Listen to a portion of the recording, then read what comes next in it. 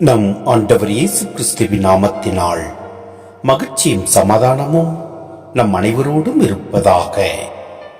யோவான் 16:20-24 முடிய.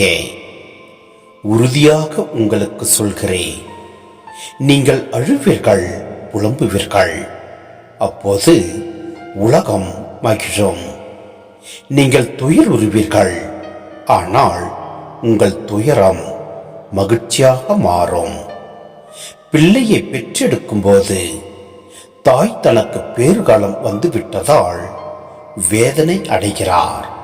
ஆனால் பிள்ளையை பெற்றெடுத்த பின்பு உலகில் ஒரு மனித உயிர் தோன்றி உள்ளது என்னும் மகிழ்ச்சியால் தம் வேதனையை அவர் மறந்து விடுகிறார்.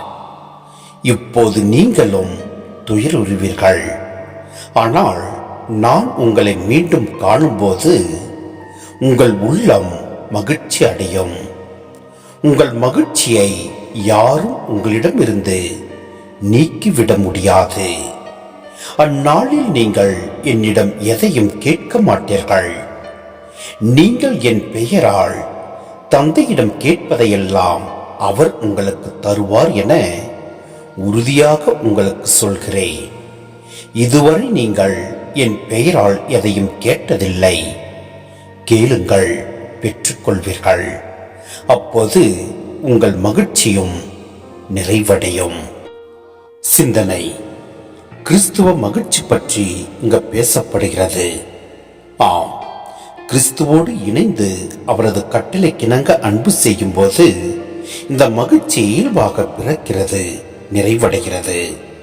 இப்போது துன்பத்திற்கு உள்ளாகி இருக்கும் கிறிஸ்தவர்கள் மகிழ்ச்சி அடைவார்கள், இது உறுதி. இவ்வுண்மையை குழந்தை பேறு என்னும் உருவகம் வழியாக இயேசு விளக்குகிறார். குழந்தை பேறு என்னும் உருவகம் மெஸ்ஸியாவின் வருகையை குறிப்பிட பயன்படுத்தப்பட்டது. குழந்தை பேற்றுக்கு முன்னர் ஏற்படும் துன்பம் குழந்தை பிறந்தவுடன் மறைந்து போவது போல, மெஸ்ஸியாவின் வருகையின் போது இயேசு மீண்டும் வரும்போது கிறிஸ்துவரின் துன்பங்கள் மறைந்து மகிழ்ச்சி பொங்கும். துன்பத்திற்கு உள்ளாகி இருக்கும் கிறிஸ்துவருக்கு இது ஆற்றல் அளிக்கும் நம்பிக்கையாக அமைகிறது. எனவே நம் இன்பத்தின் போதும் மன மகிழ்ச்சியின் போதும் துன்பத்தின் போதும் நம் ஆண்டவரில் நம்பிக்கை வைத்து செயல்படுவோம். எல்லாம் அல்ல இறைவன் நம்மை நிறைவாய் ஆசீர்வதிப்பார். ஆமென்.